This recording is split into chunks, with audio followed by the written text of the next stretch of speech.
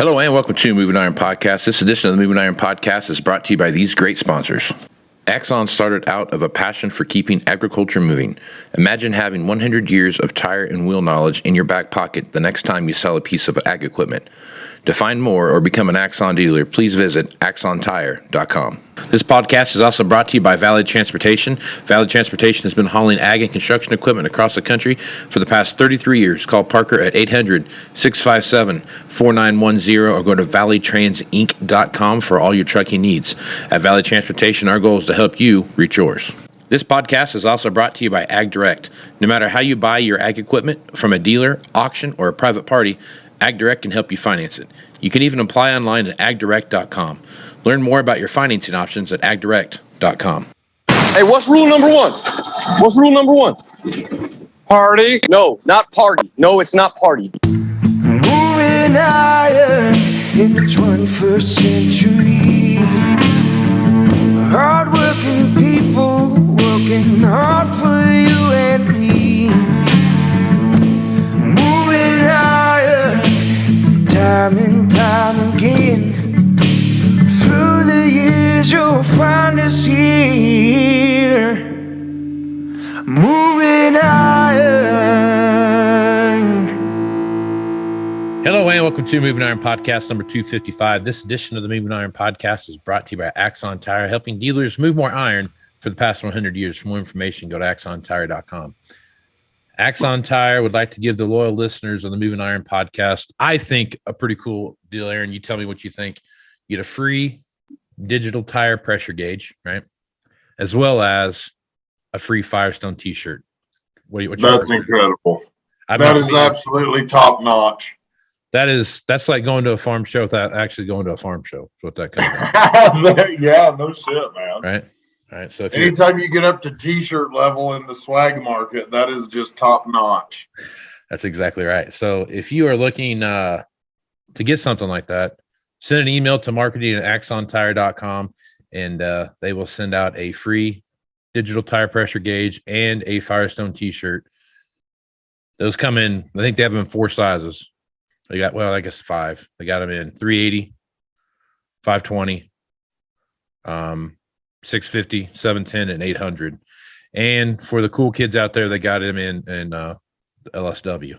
And yeah, there you go. Got the old low sidewall out there. So depending on your shirt size, just let them know what that is with all your details at marketing@axontire.com, and they will send that out to you. So Valley Transportation has been hauling ag and construction equipment across the country for the past 33 years. Called Parker at 800-657-4910 for all your trucking needs at Valley Transportation. Our goal is to help you reach yours. And no matter how you buy ag equipment from a dealer, an auction, or a private party, Ag Direct can help you finance it. You can even apply online at agdirect.com. Learn more about your financing options at agdirect.com. All right, Aaron, how you doing this evening, man? I'm terrific. It has been a roller coaster ride of a year, man. I tell you what, if you take a look at, roller coaster ride of about 3 years now. You know, if you take a look at end of 19, 20, 21, and here we are in going into 22. We're inside year number 3 of this, COVID, post-COVID, and now we're involved with all these different, supposedly coming to the tail end of these shortages and what have you. So throw the war with Ukraine and Russia into the mix, and that just kind of extrapolates things a little bit more. And it's been a wild ride when you start looking at equipment pricing. You start looking at how the new one comes in, and where's that depreciation point for the second buyer, and what's that look like? Who are those buyers? Where are those buyers at? And how do you keep the first trade guy away from buying the new one? And I think that's been a finer line to walk over the last couple of years, and I think it has ever been in my time in this business. So I guess what are your thoughts on that right now? Well, this whole that we've been dealing with this crap for 3 years now. For 3 years, there has been something to deal with. Like, come on. There's fix it. Let's roll. It's like it's getting old. It's almost going to become part of life. And then we all ate the bait, and now there you go. That's just where we're at. Mm-hmm. So that's my thoughts on that portion. However, with your thinking on the how big's that gap got to be and all that, that is a terrific thing to discuss. And as we get into the prices almost every day, every month seems to change, as we're dealing with that in that world, everything's in so much fluctuation that I think that's going to have some kind of impact on it too. But it used to be, as you evaluated equipment, what would you that 1-year-old 500-hour thing? Mm-hmm. What percent back of a new one would you typically say it would have to be? I don't know what it was, but somewhere between 15 and 20% was a pretty common number. If not, Right. Maybe depending on up to 25, depending on what it was. But that first, like you said, that first 500 hours are pretty expensive depreciation point. Right. Now,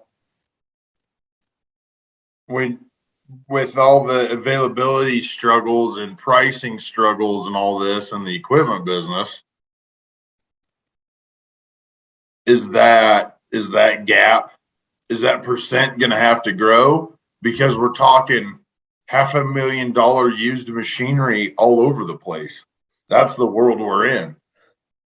I think the key point of that is how soon you can have the piece of equipment that you're looking at on trade, right? If it's a year out or whatever else before you get that other piece, that's one thing. If it's available today, that's a completely another number, right? And I think it's really hard to put your finger on that right now because, I've watched auctions. Well, we talked about this earlier. I've watched auctions where you thought you bought something stupid and paid too much for it, and just because of what the market did, you made 9% on the following month because Right. of where things went, right? I think availability right now is all of everything in the used equipment guy's handbook is kind of thrown out the window right now. And if anybody can tell you that they've got it figured out as to what's happened with the market, I have a hard time believing that because it's moving from one month to the next month. If every time the price goes up, and you have the available pieces of the equipment of new stuff every time. If new price goes up, what's available out there for used, it's going to follow right along with it. That's just the nature of the beast. So trying to figure out what that looks like and how you got those things pegged, we are definitely in a market of when you think that you've got it figured out, you're going to wake up the next morning and realize something crazy happened. Like, we saw some steel surcharges last year that were like 30 and 40% steel surcharges on Right. Some short line stuff and some specialty stuff and those kind of things. But those same steel surcharges we saw across all the mainline manufacturers as well. They just got baked into a smaller percent, but the smaller percent was a bigger number on the other side of that. You know what I mean? Exactly. Yeah. So it's just those things you see happen there. I think as you take a look at what's happening on the big picture side of it, you really start taking a hard look at okay. My best example of this, of what I'm getting ready to talk about here is a chopper. And a chopper's been like this for as long as I've been in this business.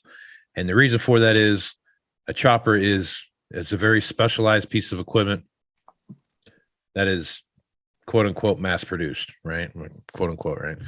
I don't know the number of choppers that get produced worldwide every year, but it's not very many. It's, a few thousand worldwide. Just a handful too many. Right. Some cases that's true. Of all makes, just take that down just a little, make the market a little hungrier. Yeah. So if you think about it, a few thousand get made across all manufacturers, right?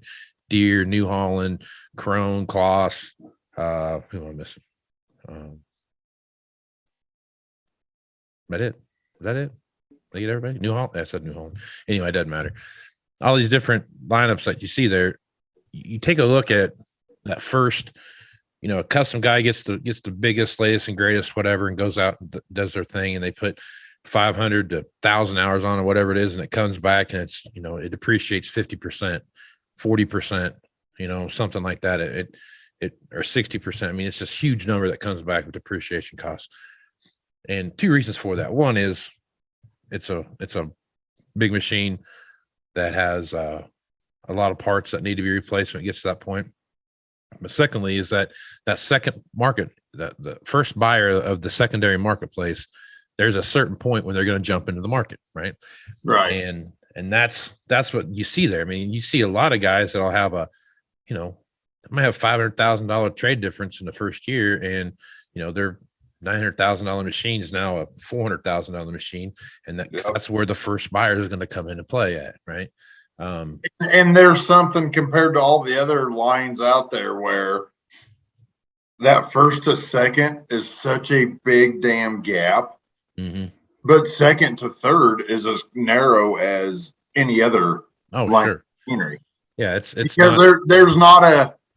You get to that point where the last 7980 and the first 8800 or other than you got a huge dramatic series change in there, but you're getting to the point where the guy who's writing the check is looking both ways. Yeah, I think you're right. And that's kind of where I think in my example now, as you start looking at a more mainline piece of equipment, and you pick them, right? You pick whatever whichever machine you want right now, whether it's a 4-drive, a combine, a row crop tractor, rotary hose. Rotary hose. That's a good example too. If you bought a rotary hoe in the last 2 years, if you bought a new one today, it costs you about 60% more than it cost you to start with. Yeah. But as you look at that, well, I'm going to use 4-wheel drives as my example here today. So let's just say you go out and you get whether it's doesn't matter what it is, right? If it's a Deere 9RX 640 or a Case, what's their quad track? 620. 620. Yeah, there you go. Either one of those you get, if you get 3-point PTO, high flow pump, you get it pretty well loaded up. You get a refrigerator. Even get the refrigerator in the seat. And did you notice they changed some on the Deers? They kind of changed where the refrigerator is on the newer ones. Instead of being under the seat, it's kind of back on top behind the buddy seat. So you don't yes. More it's more like dorm fridge idea now. Yeah, it's more ergonomic. But anyway, if you take a look at one of those machines and you start doing the math on that, you have a $700,000 4-wheel drive tractor, right? 2-track, even about the same, and you start doing the math on that and you start thinking about what it is. How many guys do you have out there that are, where does that point hit? Is it if the new one's 750,000, something like that? Are you starting to look at that at 650? You starting to look at that at 500? Are you starting? Where's that line pop in and what's that look like? And that's a dance that you got to play. And right now it's hard to make that where that place is at, because like I said earlier, if you have a machine that's available today, it's got a different price structure than a machine that's available in a year, because no one knows what a year looks like. So you're playing the game of guessing. The crystal ball factor right now is just batshit insane. Yeah. I don't know how you even begin. Yeah. And I think it's hard. It's, you start looking at where those lines play in, and it kind of makes you start thinking about, and we've talked about it on here. I had a setup in place until the Ukraine Russia thing kicked off, and I think that whole timeline's gotten moved farther to the right there. I mean, you start looking at 2025 now instead of 24. If they don't get a crop planted this year, and that's I've read not that they're not going to plant anything. There's some guys that are going to plant some stuff, but it's diesel fuel so hit and miss that you don't know what's going to go where. So it's pretty safe to say that there's no major agricultural crop exports coming out of Ukraine this year, right? Very safe bet. What does come out is going to be, not much to talk about, and it's going to have a big, huge effect on the overall marketplace right now. Especially with what's going on with Russia and how the world's kind of stacked up against them. You start looking at grain exports and those kind of things. I mean, I know they can send stuff to China and all that, but again, it's just a mess all the way around. So, you start looking at, you start looking at the way things are now, and you throw interest rates going up. We start talking about, the cost of just inflation is climbing still. All these different things we have going into play here. When I start looking at 2025, because that's my new number, that's my new time where I think we're going to start seeing some major issues pop up.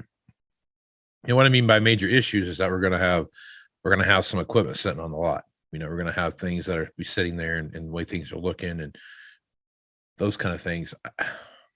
25 will be like the first inventory adjustment. Yeah, I think that's when you'll be looking out there and you'll be inventory realization. Let's call it that. That's fancy. Yeah. It'll give you that opportunity when you can sit back and have the conversation with your used equipment guys and being like, you can go door to door handing out pamphlets on the 2025 equipment realization, inventory realization. It's coming. Are you ready? I think to me, that's when this conversation of where's that line for the first buyer come into play. And that's going to be a tough one because your guess is as good as mine as to what that looks like and how those things play out. But I think in 25 is that first real conversation that you have, and really that first real conversation that you kind of start having. When you start really having that conversation, to me, is midway through, starting out 24, when I would hope that by 2023, and you go through the whole year, that all the factories are back up and running and everybody's got the parts and the logistics chains are figured out. You've got, truck drivers back driving trucks and container shippers shipping containers and those kind of things, and everything's back to some level of normalcy. When the factories are back up, they're getting shipped. It's getting unloaded is the problem. Well, I mean, that's part all of that, So when you start looking at the big picture of everything, when the factory's at 100% capacity and they're getting everything out like they're supposed to be getting out, and you're not ordering a tractor 12 months ahead of schedule, and things are showing up in 3-month period, 4-month period, 6 months, something like that. Now all of a sudden you have a different conversation that you're having with your people. You're having a conversation of, okay, so everything's really kind of available now, and what's that do to pricing, and where's that price take to? I think that knocks 25 or 30% off the price pretty quick. And that's a big adjustment because you're talking big numbers, man. Yeah. We're not talking $100,000 used combines. Yeah.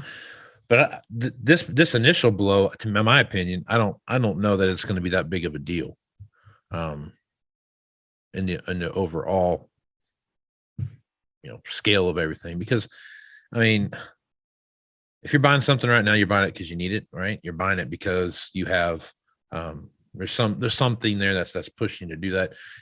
You're not buying it out of necessity, right? You're not buying it because. Or not buying it out of want necessarily. You're buying it out of necessity, and that necessity is right. I've got 2,500 hours on my combine. I've got 7,000 hours on my 4-wheel drive. I've got you just run down the list. And there's a lot of people listening to this that are saying like, well, I've got I just bought a 7,000 hour tractor. It's different pieces of equipment kind of flow to different parts of the customer base, and I think that's where that lines of delineation I've talked about before, where you have the new buyer that buys the new, you got the first trade guy that's buying that first trade in, you got so on and so forth all the way down the line. But those all the different segments are going through the same thing, because the guy that just bought the 7,000 hour tractor, he's a 10 to 15 hour at home. That's why he bought the 7, but even down in his category, it's been huge changes. I think that's your point. It doesn't matter what segment you're in, it's all affected. Also, to that same point is if you go back to 2009, 10, and 11, and 12, and 13, and look at those time frames, there were a lot of guys that were coming to the table and buying a brand new combine and just a one-off new machine. Right. And I think those customer segments have become, those walls have become very thick and very high around them, because you start looking at some of these. I mean, not every operation can afford a $500,000 combine, right? Not every operation can afford a $350,000 used combine either. You know what I mean? So it's you start, or a $500,000 used 4-wheel drive, or $400,000 used drive, or $375,000, $400,000 used row crop tractor. I mean, there's like all these big numbers are getting thrown out there, and people, and there's not a short line of people to buy them either, right? There's a long line of people out there looking to buy stuff, right? But it's the people that are looking to buy stuff. They're looking to buy a used piece of equipment. I haven't had too many conversations with guys where they're like, well, if I can't get a used one, I just go ahead and get a new one. No one said that to me. No, I don't hear that being said, right? They're saying, I need it. Go find me a used one that's got the similar setup, the similar hours. Well, that's because they know, my God, the used one's already 400. The new one's got to be 6. No way on earth. Right. And that's my point. So, yeah. And that's my point. It's that knowing what that line of people, what that line of customers, like, you bought a new one, who you taking the first one to, who you taking the second one to, who you taking the third one to, all the way through those trade cycles. And that washout cycle, I mean, that's something that people have talked about, and we hear people talk about it all the time. But I can't tell you that it's been that heavily invested in over the last couple of years, last 10 years, like it was, the previous 10 years before that. If you go back to 1995 to 2005, there was a pretty realistic, Ted likes, Joe's trade in, so his trade is going to go, or his new one. When Ted and Joe trade something, Ted loves that. Ted always lines up to get Joe's trade in, and that kind of stuff. And not to say that hadn't happened, since then, but it just seemed like the stories and conversations I've had with people I'm doing this for, 30 or 40 years, they always had, guy that was not always, but they always knew that, whenever Joe traded in his new tractor that he ran for 2 or 3 years, that Ted was going to buy that, Right. Exactly. And Bill was going to buy Ted's trade in, you know what I mean? Like they kind of knew that, right? And all 3 of them bought new in 10, 11, and 12 and screwed the whole thing up. Yeah. Yeah. A lot of that. But so I think as you look at some of this stuff and you're looking at the way things are priced, to me, I got to say that I have, my real big concern is how soon and how fast does that new, where's that new got to fall in for that first generation used buyer to buy that piece of equipment, and not compare it to a new one. If they're in that, if the new is readily available. Right. Obviously right now it doesn't matter because there's no new to be had, right? If it's someone, yeah. Or used. Yeah. But you have a better shot of getting something used than you do new right now. So it's a weird dynamic. And I think that what's the word? Like the proliferation of how these machines are going to start going across out of the factory faster is going to have a bigger impact on where that used value falls into and how fast it goes backwards. Hit us with that word one more time. Proliferation. Very nice.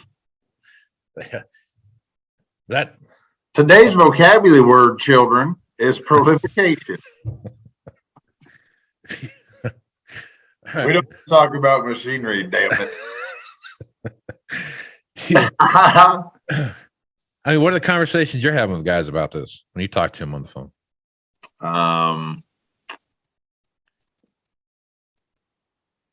basically it's almost like it doesn't matter who you talk to, whether it's, more of the dealer principal type guy, the used guy, wholesaler, farmer. I mean, everybody's just like, what on earth? It's just a wild ride, and just hang on, man.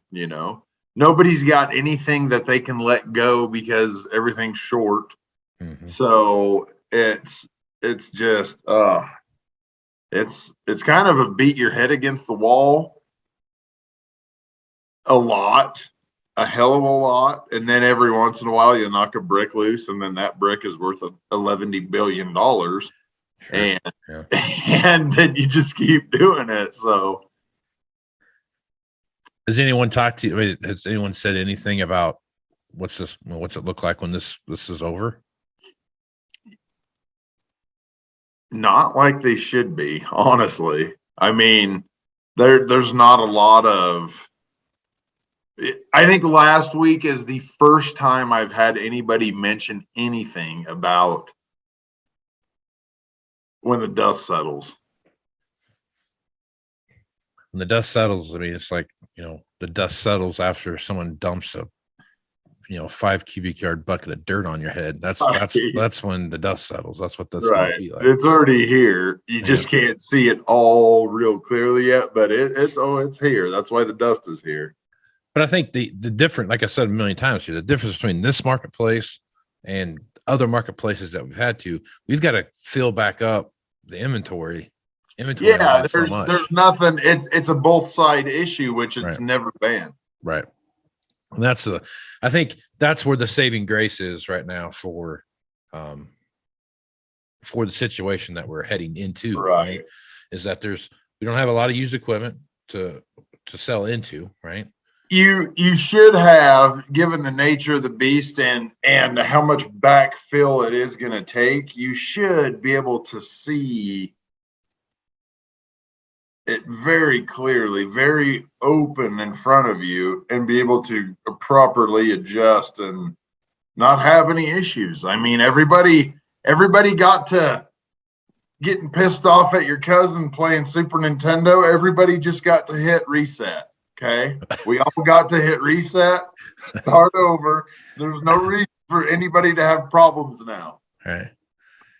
Except choppers. I mean,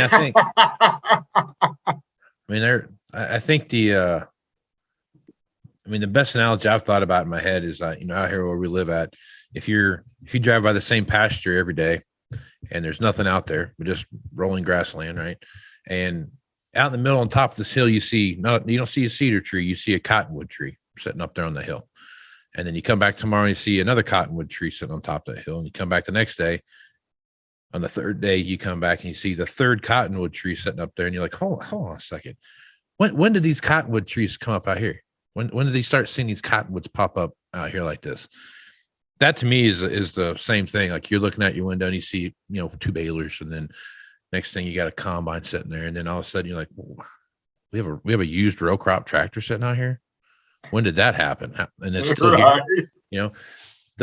I think that's when, you obviously need to have a lot better control of your inventory than just like, oh, look, I didn't realize we had a used. And I've done that before, where I'm like, I didn't realize we had a used row crop tractor right now. I mean, look, where'd that come from?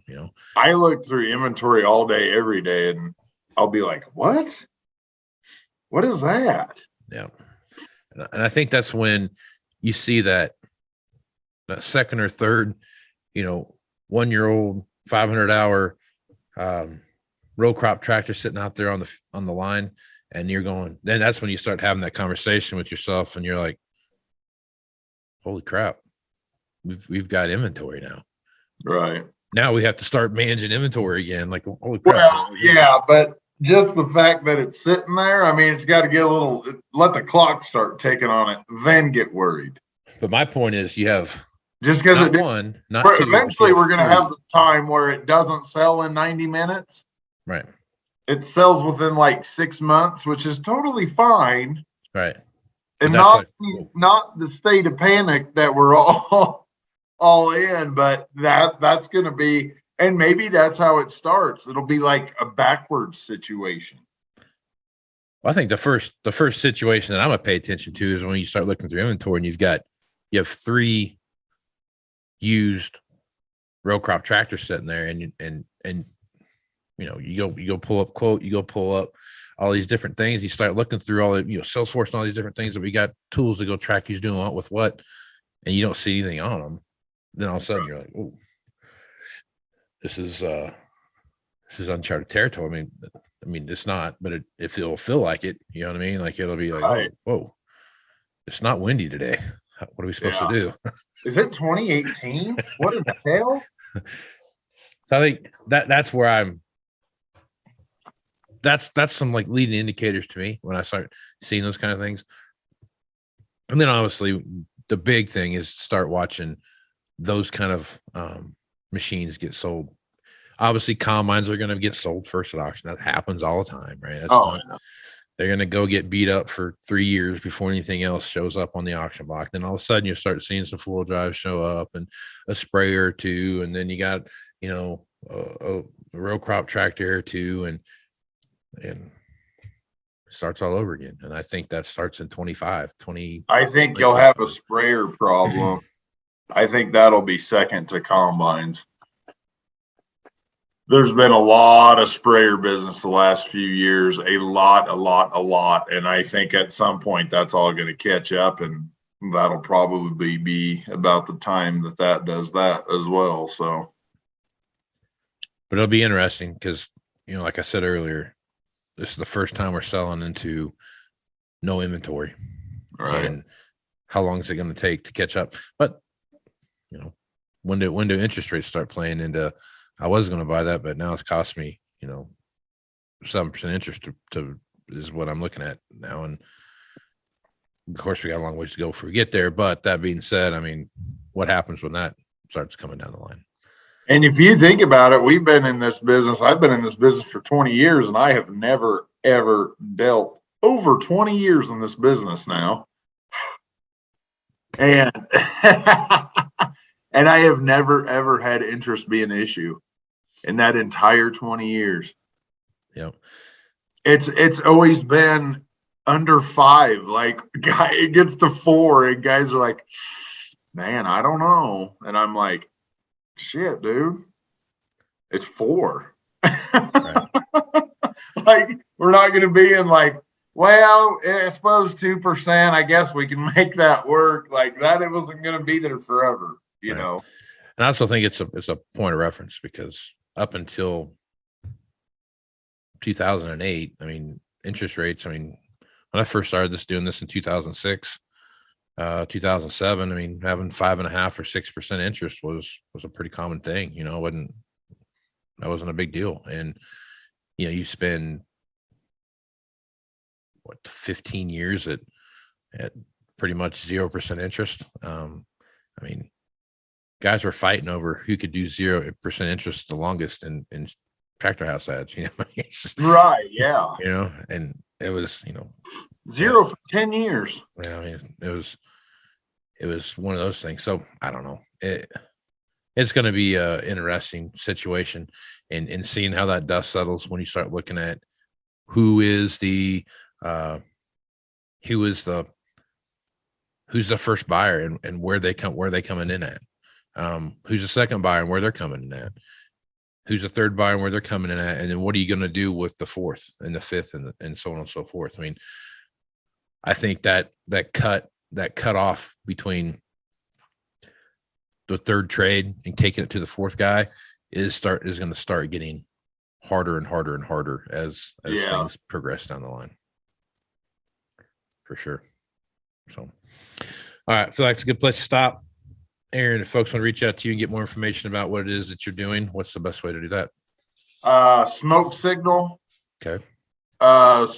Homing pigeon, or damn, it'd be carrier pigeon. That's screwed funny. It all up. There, that's carrier. What you get. That's what you get. Carrier very active on the Twitterverse from time to time at Aaron Fintel, on the Facebook, Aaron Fintel. Call me, text me, 308-760-1193. Right on. And I'm Casey Seymour. You can find me on Facebook, Twitter, and Instagram. That's where you find the latest editions of the Moving Iron podcast. Also, any blogs get posted there as well. Go to MovingIronLLC.com for the entire library of the Moving Iron podcast. All the blogs are posted there, and you get all the information for the Moving Iron Summit coming up in Nashville, Tennessee. That's September 6th, 7th, and 8th at the Hilton downtown Nashville. If you're a dealer of any kind, if you deal in only used equipment, come. If you are a mainline manufacturer, dealers, come. If you are anyone that messes with used equipment or talks to people about used equipment, you should probably come to this thing. So check it out. Dealers from across the country, Canadian dealers, when they're not locked in their country because of COVID, they come. We got some people from Europe, again, when they can travel, they come as well. So check it out. I think it's well worth your time. Been doing it since 2013. Aaron's been to all of them, and there's a good camaraderie that comes from that. Plus, you get to put a lot of faces with names. So, what's one of the biggest takeaways you get from that every year, Aaron? Well, it's absolutely the networking, Right. and you don't talk much business at all whatsoever when you're there. I never do anyway. It's this guy you call, text, and email the other 362 days of a year.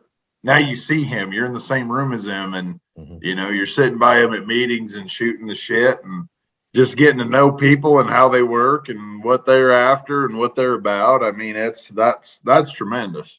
Yep. And there is a lot to get away from to take away from the programming as well. Right on. Yeah, I would agree with that. I mean, that's one thing too, is like get the occasional, what are you guys doing with combines? What are you guys doing with full drives? What happens with, this, that, and the other thing? How do you handle these situations? You get a little bit of that, but it is a lot of just getting to know everybody and networking and taking a few things away from the speakers that come. So highly recommend that you check that out. Building relationships, fostering relationships across manufacturer lines. If you're still interested, if you want to come to that, go to MovingIronLLC.com, go to the Moving Iron Summit tab, check that out. All the information is there. If you need more information, send me an email at MovingIronPodcast@MovingIronPodcast.com, and I will get that to you. So I got a YouTube channel as well. Check that out. Moving Iron Podcast YouTube channel. Check that out. And also got a LinkedIn page. Check that out as well. So with that, I am Casey Seymour with Aaron Fennell. Let's go move some iron, folks. I can't believe I just said it like that. Let's go move some iron, folks. Out.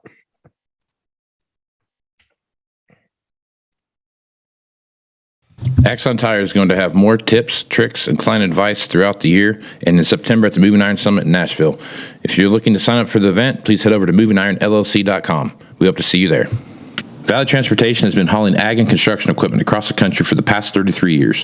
Call Parker at 800-657-4910 or go to valleytransitinc.com for all of your trucking needs. At Valley Transportation, our goal is to help you reach yours. And no matter how you buy ag equipment from a dealer, auction, or a private party, AgDirect can help you finance it. You can even apply online at agdirect.com. Learn more about your financing options at agdirect.com. Moving higher in the 21st century. Hard-working people working hard for you and me. Moving higher, time and time again. Through the years you'll find us here. Moving